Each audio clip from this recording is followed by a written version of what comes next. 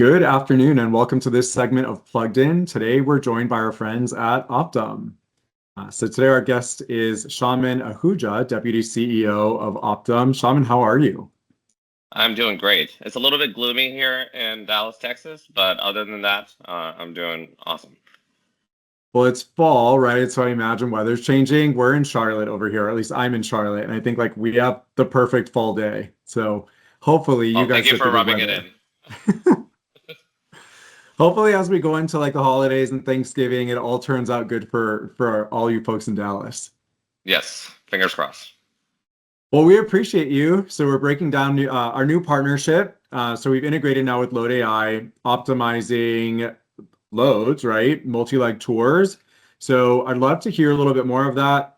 So before the integration, care dispatching for multi-leg tours has been pretty manual. Can you tell us what you heard or saw prior to the integration and then kind of where we're at today? Yeah, so I would say almost everything related to planning drivers or planning freight was really done manually before. So most companies, especially larger fleets, will have a TMS.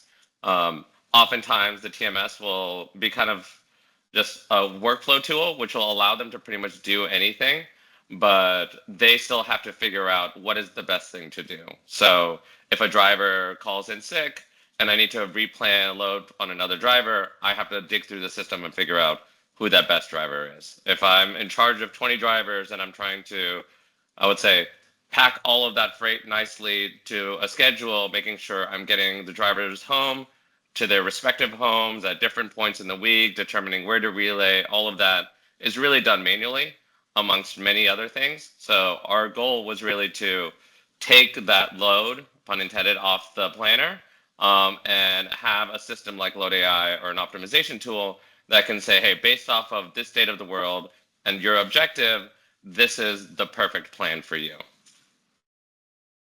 So creating that automation using data on the back end versus having a human manually do all of that and make those updates or recommendations, which I imagine that's really hard to scale as a human. You're one person managing 20, 30, 40, 50 drivers. Like that's hard to manage.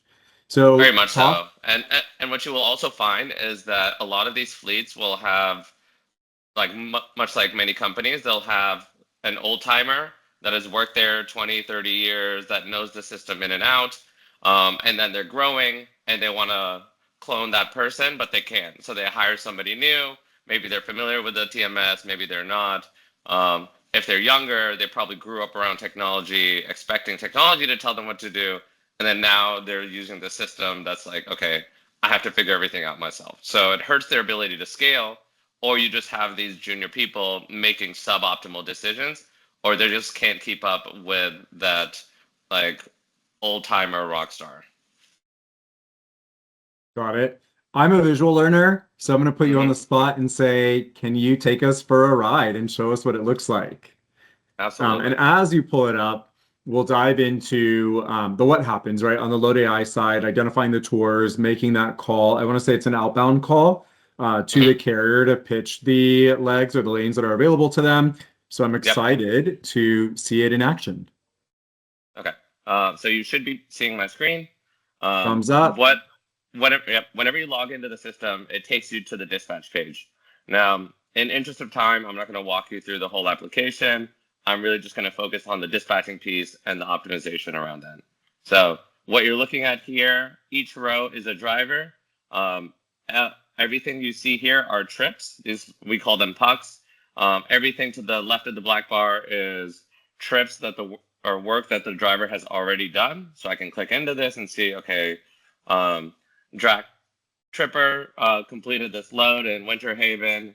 And it's basically the full timeline of when they picked up, how much time they spent at any given location, when they departed. All of this information flows from the TMS. We then use this to project outward to say, okay, based off of where they dropped off and the work that is assigned to them, how long do we expect them, or what are the ETAs of their future stops, and when is their next availability? And their availability really just shows up as a gap. Um, to run the optimizer, I can just hit select all. I can choose the optimization mode that I want to run. So in this case, I'm planning the next few trips. and I want to consider only my full truckload loads. So I hit optimize. Now, what the system is doing is it's going driver by driver, considering all of those driver preferences, potential home time, how many miles they drove last week versus this week.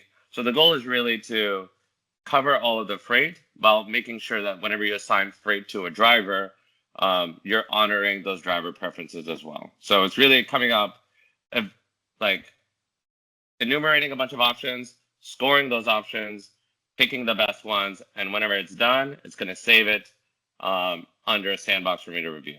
So I'll hit review results. It takes me to the review tab, and it's showing me that, okay, I've actually planned 88 trips over 38 drivers. If I go to the drivers tab, I could see everything in dark blue is what the model has spit out. And I can also click into it to see the full kind of scorecard of what was the deadhead, the profitability, driver weight, delays, all these different kind of rules that the model uses to say, hey, was this a good tour for this driver? Now, you may notice that some drivers had this little call button. That's because for fleets, they'll have a mix of, let's say, drivers where you need to validate the plan for them, or ones that you could just simply say, hey, this is your next assignment. And that terminology they use is forced dispatch. So if it's not forced dispatch, you're going to have to call them, confirm the plan, and then you could do that assignment. If there are forced dispatch, you can kind of do whatever. So in this case, Jessica is a non-forced dispatch driver. So before I check and hit save to TMS, I need to first call and say, hey, does this plan work for you, Jessica? Now, this was the perfect use case for a partnership with CloneOps, because instead of having a human pick up the phone and call Jessica, and there could be 50 drivers that have to actually like pick up the phone and call 50 times, how awesome would it be if I had an AI agent do that for me? So what I'm going to do is I'm going to hit call. I'll get a little kind of confirmation that, hey, an AI agent is going to call Jessica. Are you okay with this? And I'm going to hit okay. So I actually changed Jessica's number to your number. So you should be receiving a phone call. And as soon as you do, if you can, put it on speaker. Hello? Hi, this is Kevin, an AI agent calling on behalf of Shaman Auja from Pirate Trucking on a recorded line. I've got a load recommendation I'd like to run by you. Does now work to chat? It does. Alrighty, thanks for that. Looking at your route, I've got 3 trips to recommend starting late tomorrow evening. Together, they'd give you a total of nearly 794 loaded miles, starting from Auburndale, Florida, and eventually taking you up to Pulaski, Virginia. These trips would fit in right after your currently assigned pickup in Virginia Beach earlier tomorrow, which delivers down to Sanford, Florida. You get these wrapped up by Thursday night, just as you finish up in Pulaski. Would you like more details on these trips? Yes, please.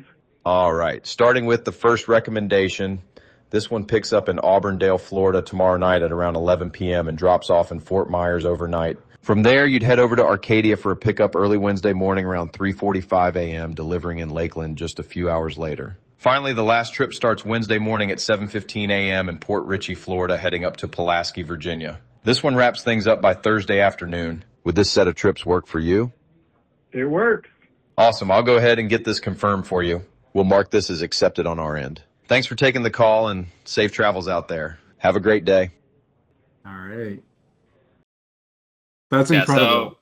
so, yeah, One, no. I wasn't Yeah, go expecting the ahead. call. So it's great. It was great to see the automation come through. And then the minute I answered, the agent automatically started giving me the details that you have pulled up on the screen.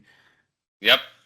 And my That's favorite part impressive. is whenever the call completed, you can see it says the driver accepted it, and I see a quick summary of the call transcript saying our total of 3 tour trips were offered, and then basically the driver was okay with it. There was no explicit mention of likes or dislikes. I can also hit view call transcript, and I'll actually pull up the exact call transcript, and it'll be saved to that driver's profile. Now, what we want to do is take this one step further and use this to start to collect preferences about the driver of what they like, what they don't like, so that we could actually model that in, or basically enhance the model to capture that, so that the next time it's not a guessing game. We know that whatever we're proposing, we have a much better chance of the driver accepting it because we are already kind of are getting ahead of those preferences. It's impressive. And the predictability and what you're able to do with reinforcing, right? What you just said, understanding driver preferences, this agent is able to do it across multiple drivers and store that history. Whereas a human, I imagine, like if I were the person doing this outbound call, how many people's information could I actually remember or store or preferences for future opportunities, right?